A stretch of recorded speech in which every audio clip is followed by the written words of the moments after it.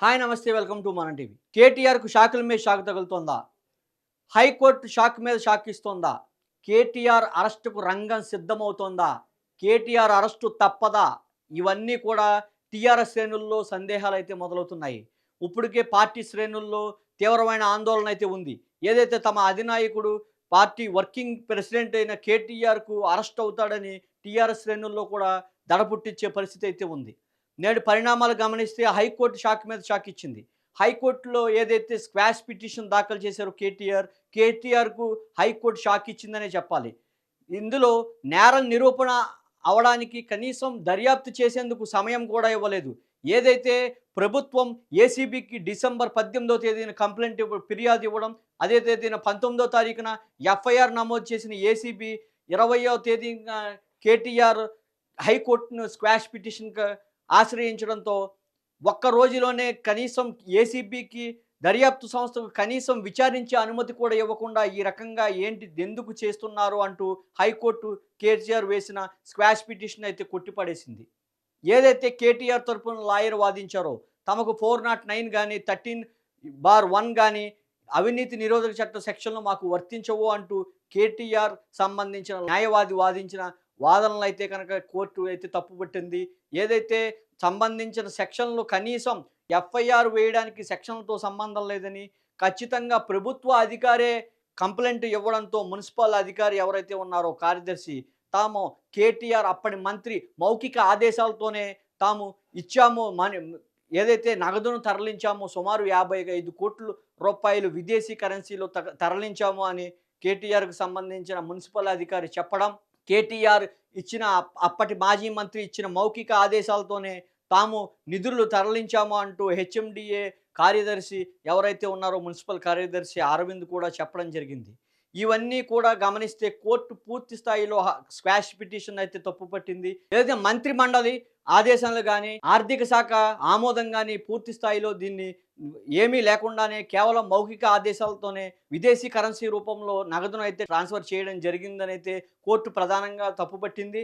అదేవిధంగా విదేశాలకు డబ్బులు తరలించాలంటే ఖచ్చితంగా ఆర్బీఐ గైడ్‌లైన్స్ పాటించాలి. ఆర్బీఐకి సంబంధించిన అనుమతులు కూడా తీసుకోవాలని అయితే కోర్టు అయితే తప్పుపట్టిన పరిస్థితి అయితే కనబడుతోంది. ఏదైతే కేటీఆర్‌కి సంబంధించిన పిటిషన్ ఏదైతే ఉందో దాంట్లో పూర్తిగా 528 అనే స్క్వాష్ పిటిషన్‌కి సంబంధించింది పూర్తిగా దాన్ని తప్పుపట్టే పరిస్థితి లేదని కొన్నిసార్లే స్క్వాష్ పిటిషన్ కొట్టడం జరుగుతుంది గానీ అన్ని సందర్భాల్లోనూ అది వర్తించదనైతే కోర్టు హితవు పలికిన పరిస్థితి ఉంది. అదేవిధంగా 409 13-1 వర్తించకపోయినా ఖచ్చితంగా ఈ సంఘటనలో అయితే 420కి ఇతరితర సెక్షన్లు కూడా నమోదయ్యే అవకాశం ఉందని, కాబట్టి ముందు ఏసీబీకి దర్యాప్తు చేసే అవకాశం ఇవ్వాలని ఖచ్చితంగా కేటీఆర్ ఏసీబీ విచారణకు వెళ్లాలని అయితే కోర్టు హితవు పలికిన పరిస్థితి అయితే ఉంది. అయితే దీన్ని గమనిస్తే దీనిపై కేటీఆర్ వెనువెంటనే సుప్రీంకోర్టుకు కూడా స్క్వాష్ పిటిషన్ దాఖలు చేయడం జరిగింది. స్క్వాష్ పిటిషన్ తనకు ఈ కేసులో ఎటువంటి సంబంధం లేదు, ఎఫ్ఐఆర్ తప్పుబడుతూ మరొకసారి సుప్రీంకోర్టులు మెట్టెక్కిన పరిస్థితి అయితే కేటీఆర్‌కు ఉంది. అదేవిధంగా కేటీఆర్‌కు వేసిన పిటిషన్‌కు తాము కూడా ప్రభుత్వం తరపున కూడా మా వాదన కూడా వినాలంటూ కూడా మరొక పిటిషన్ కేవీఎన్ పిటిషన్ అయితే దాఖలు చేయడం జరిగింది. ఆపోజిట్‌గా తెలంగాణ సర్కార్ వాదన కూడా వినాలని కేటీఆర్‌కి సంబంధించిన కేసులపై అని తెలంగాణ సర్కార్ కూడా రీపిటిషన్ అయితే సుప్రీంకోర్టులో కూడా ఎదురు దాఖలు చేయడం జరిగింది. ఇది ఈ రకంగా ఉంటే కేటీఆర్ వెనువెంటనే కేటీఆర్‌కి సంబంధించిన స్వగృహంలో తన మంత్రిమండలి అందరితో కూడా మాజీ మంత్రిమండలితో తన అనుచరులు ఎవరైతే హరీష్ రావు గాని, ఇతరితర ముఖ్య నాయకులు ఎవరైతే బీఆర్ఎస్ పార్టీలో ఉన్నారో వారందరితో సమావేశం ఏర్పాటు జరిగింది. వెనువెంటనే కేటీఆర్ హైకోర్టును మరొకసారి జరిగింది. ఏదైతే తన విచారణకు హాజరవుతున్న సమయంలో ఖచ్చితంగా నాకు న్యాయవాది కావాలి, న్యాయవాది సమక్షంలో విచారణ జరగాలంటూ హైకోర్టును ఆదేశించడం జరిగింది. అయితే హైకోర్టు కూడా హైకోర్టును ఆశ్రయించడం జరిగింది. అయితే హైకోర్టు కూడా దాన్ని కూడా పూర్తిగా తప్పును పట్టిన పరిస్థితి అయితే నేడు కనబడే పరిస్థితి ఉంది. నేడు 4 గంటలకైతే తీర్పు వస్తుంది. ఖచ్చితంగా హైకోర్టులో కూడా చుక్కెదిరిందనే చెప్పాలి మరొకసారి. ఎందుకంటే ఖచ్చితంగా మాజీ మంత్రి అదేవిధంగా ప్రస్తుత శాసనసభ్యుడైన ఎమ్మెల్యేగా వ్యవహరిస్తున్న కేటీఆర్‌కు థర్డ్ డిగ్రీ అయితే ఏసీబీ అధికారులు థర్డ్ డిగ్రీ అయితే ఇవ్వరంటూ కోర్టు తప్పుపట్టిన పరిస్థితి అయితే ఉంది. ఖచ్చితంగా నిందితులకు ఒంటరిగానే వెళ్లి విచారణకు హాజరవ్వాలి తప్ప లాయర్ సమక్షంలో హాజరవ్వకూడదని కూడా కోర్టు చెప్పే పరిస్థితి అయితే ఉంది. ఇది ఈ రకంగా చూసుకుంటే మరొకసారి కేటీఆర్‌కు చుక్కెదురైందనే చెప్పాలి హైకోర్టులో. దెబ్బ మీద దెబ్బ కొడుతున్నారు. టీఆర్ఎస్ శ్రేణుల్లో కేటీఆర్ అరెస్ట్ అవుతారా అనే అనుమానాలు కూడా వెనువెంటనే వెంటాడే పరిస్థితి అయితే కనబడుతోంది. ఇది ఈ రకంగా ఉంటే కేటీఆర్ రాజకీయంగా ఎదురుదాడి చేయడం మొదలుపెట్టారనే చెప్పాలి. కేటీఆర్ ఎవరైతే ఉన్నారో రేవంత్ రెడ్డి ఒక బ్రోకర్ అని ఒక మంత్రిని అడ్డం పెట్టుకొని ఎంతో నగదును కొంత డబ్బునైతే కాజేసినట్టుగా కేటీఆర్ అయితే వ్యాఖ్యలు నిన్న సంచలనంగా మారిన పరిస్థితి అయితే ఉంది. కేవలం రేవంత్ సర్కార్ తన ఆహ్, ప తన ప్రస్తుత ప్రభుత్వంలో ఎటువంటి ప్రజలకు ఇచ్చిన హామీలు నెరవేర్చకుండా డైవర్షన్ పాలిటిక్సే చేస్తుందని, కేవలం డైవర్షన్ పాలిటిక్స్‌కే పరిమితమైందని, ఫోన్ ట్రాపింగ్ అని, జనగాం ఫార్మ్ హౌస్ అని, ఇతరిత్రా లగచర్ల రైతులంటూ నేడు ఫార్ములా ఈ రేస్ అంటూ వివిధ కేసులు పెట్టుకుంటూ ప్రతిపక్ష నేతలను అణగదొక్కడానికి మా మానసికంగా ఒత్తిడి పెంచడానికి రేవంత్ ప్రభుత్వం పనిచేస్తోంది తప్ప, ఎట్టి పరిస్థితుల్లోనూ ప్రజల సమస్యలను గానీ, ప్రజలకు ఇవ్వవలసిన సంక్షేమ పథకాలపై కానీ దృష్టి పెట్టట్లేదు. కేవలం డైవర్షన్ పాలిటిక్స్ చేస్తోందనంటూ కేటీఆర్ విమర్శించడం జరుగుతోంది. ఇది ఈ రకంగా తెలంగాణ పాలిటిక్స్ అయితే వేడెక్కాయనే చెప్పాలి. పూర్తి స్థాయిలో కేసులు వెనువెంట వెంటాడుతున్నాయి కేటీఆర్‌నైతే మనం ఒప్పుకోవాల్సిన సత్యంగా నేను కనబడే పరిస్థితి అయితే ఉంది. కేటీఆర్‌కు ఖచ్చితంగా అరెస్ట్ అయ్యే అవకాశాలు ఎక్కువగా ఉన్నాయంటూ కూడా విశ్లేషకులు అంచనా వేస్తున్నారు. ఏదైతే కేటీఆర్‌కు ఇప్పుడు గతంలోనే గవర్నర్ ఆమోదం పొందడం కూడా జరిగింది. ఏదైతే ఏసీబీ అధికారులు ఉన్నారో, ఏసీబీ అధికారులు కూడా గవర్నర్ ఆమోదం జరిగింది. ఎందుకంటే ఒక ప్రజాప్రతినిధిని విచారణకు పిలవాలన్నా సరే, అరెస్ట్ చేయాలన్నా సరే ఖచ్చితంగా గవర్నర్ ఆమోదం అయితే కావాలి.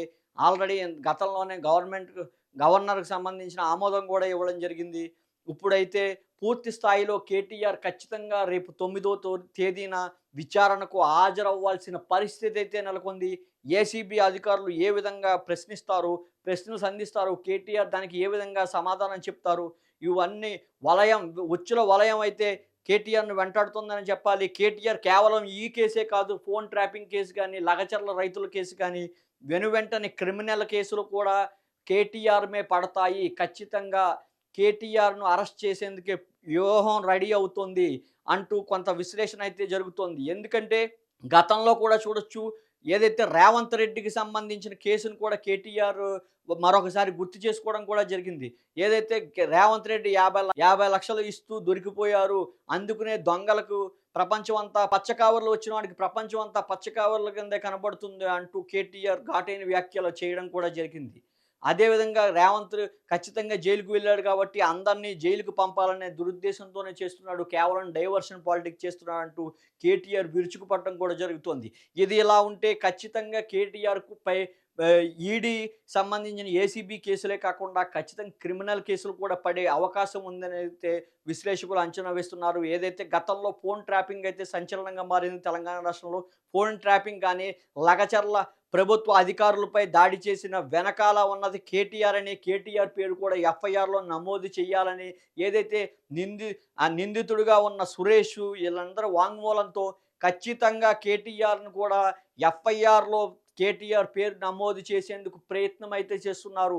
ఏదైతే ఏసీబీ కేసును అడ్డుపెట్టుకుని విచారణకు రప్పించిన కేటీఆర్‌తో ఇవన్నీ కేసుల్లో కూడా విచారణ జరిగే అవకాశం ఉందనైతే విశ్లేషకులు అంచనా వేస్తున్నారు. ఏది ఏమైనా సరే కేటీఆర్‌కు సంబంధించిన కేసుల వలయంలో అయితే కేటీఆర్ చిక్కుకున్నారనే చెప్పాలి. కేటీఆర్‌కు పార్టీ శ్రేణులకు ఈ కష్టాలు తప్పట్లేదనే పరిస్థితి అయితే క్లియర్‌గా కనబడే పరిస్థితి అయితే ఉంది.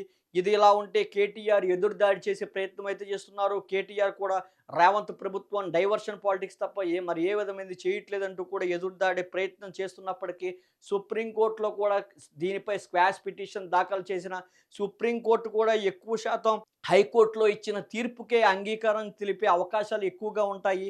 ప్రతి కేసు సుప్రీంకోర్టులో పూర్తి స్థాయిలో స్క్వాష్ అయ్యే అవకాశం లేదు.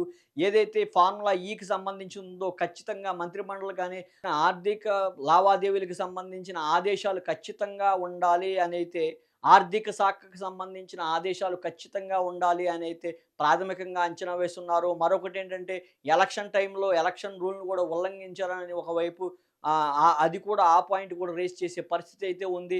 కేవలం కోర్టు ఏమనుకుంటోందంటే ఏదైతే ఈ 55,00,00,000 థర్డ్ పార్టీకి చేరాయా? కావాలని దురుద్దేశంతోనే ట్రాన్స్‌ఫర్ చేశారా? థర్డ్ పార్టీ నుంచి ఏదైనా లాభం పొందుదామని కేటీఆర్ ఈ రకంగా చేశారా?